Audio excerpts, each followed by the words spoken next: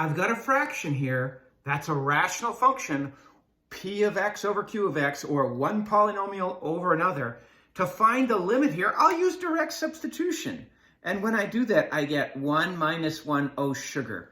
That's already 0. Please don't let me get 0 over 0. Well, this will be 1 minus 1 plus 1 minus 1. Oh, cripes. I've got 0 over 0, which is the indeterminate form. By the way, I already know I've got a hole at x equals 1. I don't know the y-coordinate of the hole, but I already know that the limit is not reached. Because I might have a limit here, but it won't be reached because I have a hole there. Well, I'm going to use my dividing out technique. Limit of x approaches 1 of x minus 1. Well, there's nothing to factor there. But since I have 4 terms here, I could try to factor by grouping.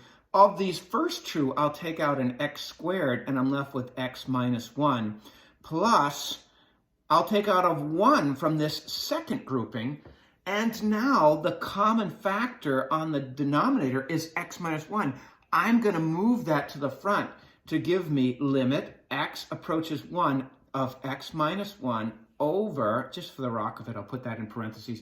If I move the common factor x minus 1 to the front, I'm left with x squared, and I'm left with plus 1. Cancel, cancel means that I can now find the limit by direct substitution because I've worked around the problem. And when I plug in a 1 here, I'll have 1 squared plus 1, which gives me 1 over 2. Does the limit exist? Yes, it's 1/2. That is the trend in y. Is the limit reached? In other words, do we have a hole there? The answer is no. There's a hole at, well, I'll tell you, as x heads towards 1, y heads towards 1/2. Don't believe me? Graph this and trace, and I guarantee you'll find a hole right there. Notice that the limit, the trend in y is whatever the answer is, and the hole is found when x approaches this. Y is approaching that. If I graph the function f of x is the rational function x minus 1 over x cubed minus x squared plus x minus 1, I get this picture. And when I trace my graph, menu 5-1 on those Inspire calculators, I get a hole right there.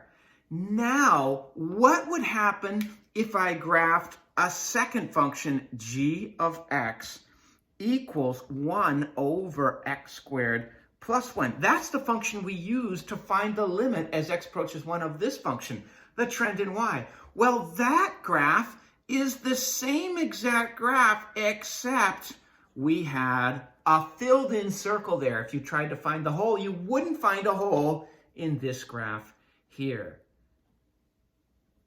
Notice the two graphs are exactly the same, except this one has a hole there, and this one doesn't have a hole. That's why we're allowed to use this graph to find the limit of that graph. Brilliant, the dividing out technique.